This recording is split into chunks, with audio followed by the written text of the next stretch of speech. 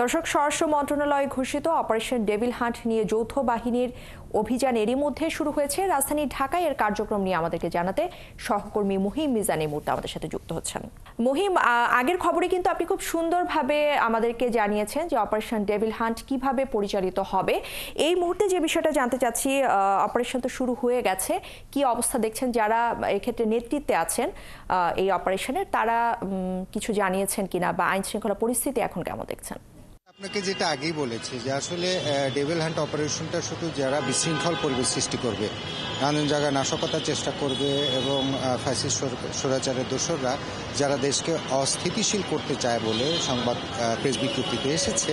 এবং গতকালকে গাজীপুরে ছাত্র জনতার উপর যে হামলার ঘটনাটি ঘটেছে, বৈষম্য বিরুদ্ধে ছাত্র আন্দোলন এবং সেই সঙ্গে যে ছাত্র জনতা তাদের উপর যে হামলার ঘটনা ঘটেছে, ফ্যাসিস্ট সরকারের যে সংগঠনের যে সদস্যরা যে হামলা করেছেন, হামলার প্রেক্ষিতে যারা কয়জন আহত হয়েছেন তাদেরকে চিকিৎসা দেওয়ার পর এবং চিকিৎসার ব্যবস্থা করবার পর স্বরাষ্ট্র মন্ত্রণালয় আসলে বিশেষ বৈঠক ডেকেছে যে আজকে যে এইভাবে যদি ফ্যাসিস্ট সরকার পতিত সরকারের দোসররা যেখানে ছাত্র জনতার উপর হামলা করতে পারে, চোরাগুপ্তে হামলা করতে পারে, কারণ গতকালকের ঘটনা রাতে, তো সেটাকে কিভাবে ট্যাকেল দেওয়া যায়, কিভাবে মোকাবেলা করা যায়। তো মোকাবেলা করবার জন্য বিশেষ করে গাজীপুরের ইস্যুটাকে মাথায় নিয়ে বেস করে যেটি প্রেস বিজ্ঞপ্তিতে এসেছে সেটির উপরে ডিপেন্ড করে আসলে তারা একটি অপারেশন কল করেছে, যেটির নাম হচ্ছে ডেভিল হান্ট।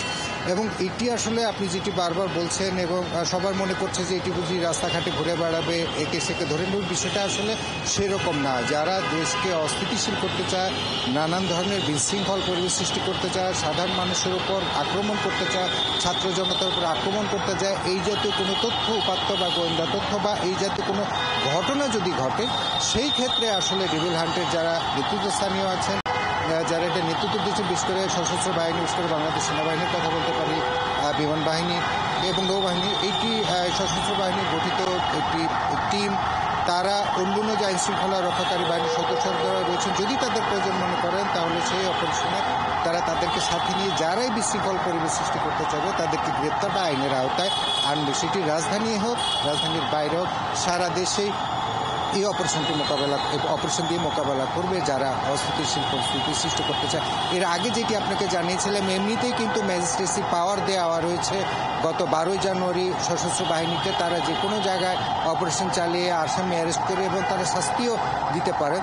তার উপর আবার নতুন করে এটি একটি আরও কঠোরভাবে যাতে দমন করা, যারা বিশৃঙ্খল পরিবেশ সৃষ্টি করতে চায় তাদেরকে যাতে আইনের আওতায় সহজে আনা যায়। এবং তারা এটা একটা মেসেজ অ্যাকচুয়ালি, যে এটা একটা মেসেজ যাতে মানুষ যারা বিশৃঙ্খল পরিবেশ সৃষ্টি করতে চায় তারা যাতে কোনো ধরনের দুষ্টামি বা দেশকে অস্থিতিশীল করবার যে পায় তারা বা চিন্তাও যাতে না করে, সেই কারণে আসলে এই জাতীয় একটি মেসেজ। পরবর্তীতে এদের অপারেশনাল প্রোগ্রামটা কী হবে সেটা আসলে কালকে স্বরাষ্ট্র মন্ত্রণালয়ের পক্ষ থেকে অবশ্যই সেটি সংবাদ সম্মেলনের মাধ্যমে জানানো হবে। ঈশ্বর, ধন্যবাদ আপনাকে। মহিম মিজান আমাদের সাথে যুক্ত হয়েছিলেন, জানাচ্ছিলেন অপারেশন ডেভিল হান্ট সম্পর্কে।